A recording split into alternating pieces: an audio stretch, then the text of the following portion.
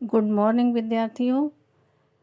क्रिया विशेषण पाठ आपने पढ़ा, समझ चुके होंगे। अब मैं आपको इस पाठ से संबंधित अभ्यास कार्य कराऊंगी। आइए अभ्यास कार्य पर। पेज नंबर 76, प्रश्न संख्या 7। क्रिया विशेषण संबंधी गलतियों को सुधारें या क्रिया संबंधी गलतियों को सुधारकर वाक्य फिर से लिखें। वर्षा सदैव हो रही थी। सदैव के स्थान पर आप लिखेंगे लगातार, तो वाक्य होगा आपका वर्षा लगातार हो रही थी। वाक्य नंबर 2, वह लगभग दौड़ रहा था। लगभग के स्थान पर सही क्रिया विशेषण तेजी से लिखेंगे। वह तेजी से दौड़ रहा था। बिल्ली एकाएक दूध पी गई। बिल्ली सारा दूध पी गई। एकाएक के स्थान पर सारा।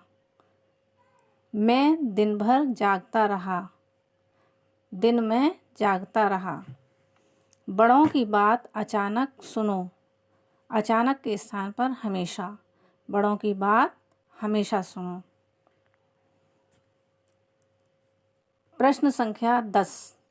नीचे लिखे हुए वाक्य में उपयुक्त क्रिया विशेषण लगाकर लिखिए। अर्थात इन वाक्यों में क्रिया विशेषण, सही क्रिया विशेषण शब्द लगाकर वाक्य को पुनः लिखना है। राम दौड़ता है। राम बहुत तेज दौड़ता है या तेजी से दौड़ता है। वह मंदिर जाता है। वह प्रतिदिन मंदिर जाता है। प्रतिदिन क्रिया विशेषण शब्द है। वे आए थे। कल आए थे। वे कल आए थे, कालवाचक क्रिया विशेषण।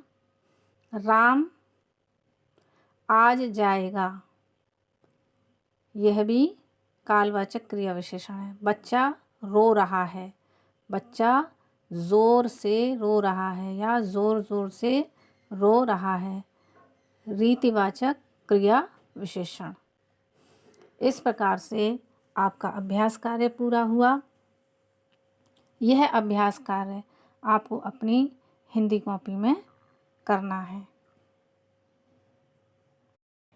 विद्यार्थियों, अब हम अपठित गद्यांश पढ़ेंगे। पेज नंबर 159 खोलिए। अपठित गद्यांश नंबर घ। ध्यान से सुनिए। पुस्तक खोलिए और ध्यान से सुनिए। मनुष्य के पास अनेक प्रकार की शक्तियां हैं। उसके पास मन है जो विचार करता है, बुद्धि है जो तर्क वितर्क करती है तथा किसी निश्चय पर पहुंचाती है। इसके अतिरिक्त भगवान ने उसे सुमति दी है। सुमति का क्या अर्थ है? अच्छी बुद्धि। यह सुमति उसे कर्तव्य अर्थात उसके फर्ज, सदसत, सदा सत्य और उचित अनुचित का ज्ञान कराती है। अर्थात सुमति व्यक्ति को उसके कर्तव्य, फर्ज,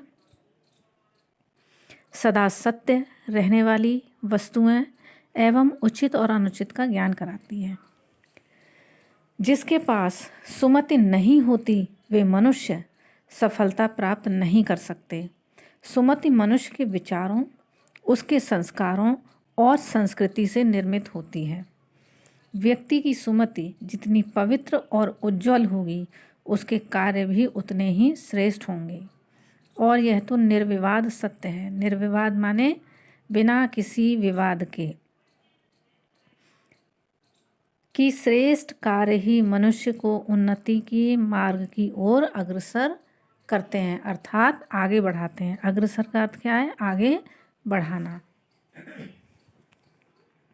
आइए अब हम इस गद्यांश पर आधारित प्रश्न के विषय में पढ़ेंगे। मनुष्य के पास कौन सी शक्तियां हैं और वे क्या क्या करती हैं? तो जैसा कि आपने इस गद्यांश में पढ़ा, मनुष्य के पास मन, बुद्धि और सुमति ये शक्तियाँ हैं। और इस गद्यांश में विस्तार से लिखा गया है मन, बुद्धि, सुमति ये क्या क्या करती हैं। इसे आपको अपने प्रश्न के उत्तर के रूप में लिखना होगा। आप अपने शब्दों में लिखेंगे। प्रश्न संख्या 2, सुमति मनुष्य को किस किस बात का ज्ञान कराती है? अर्थात सुमति अच्छी बुद्धि मनुष्य को किस बात का ध्यान कराती है? कर्तव्य अर्थात उसका फर्ज क्या है?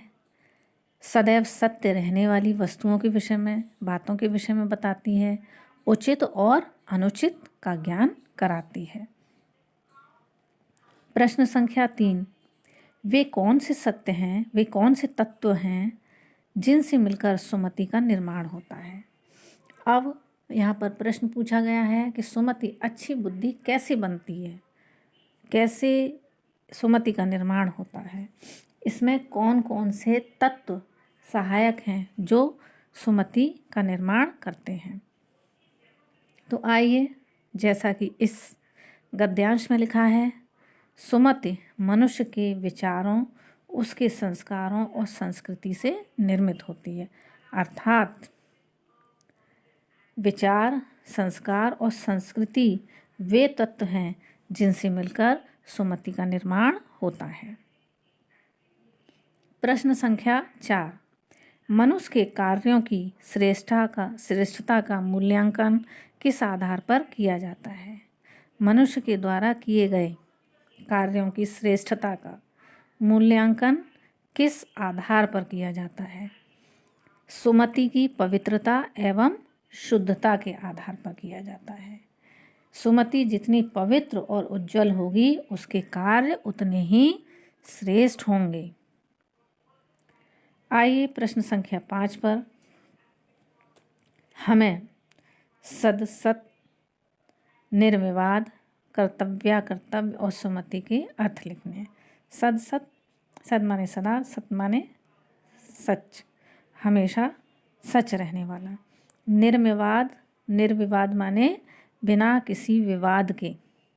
कर्तव्य, कर्तव्य फर्ज अर्थात हमारे कर्तव्य। सुमति, सुमति का अर्थ है अच्छी बुद्धि। इस प्रकार से यह आपका अपठित गद्यांश पूरा हुआ। अब आप पेज नंबर, अपनी पुस्तक में से पेज नंबर 159 से गद्यांश नंबर घ, अपठित गद्यांश घ आपको अपनी कॉपी में करना है। उस पर आधारित प्रश्न के उत्तर लिखने, प्रश्न लिखेंगे और उत्तर लिखेंगे। गद्यांश नहीं लिखेंगे पूरा, केवल आप पृष्ठ संख्या डालकर अपठित गद्यांश लिखेंगे। टॉपिक अपठित गद्यांश, पृष्ठ संख्या 159, 159, गद्यांश नंबर घ लिखकर केवल प्रश्न उत्तर लिखेंगे। पूरा गद्यांश आप कॉपी में नहीं उतारेंगे।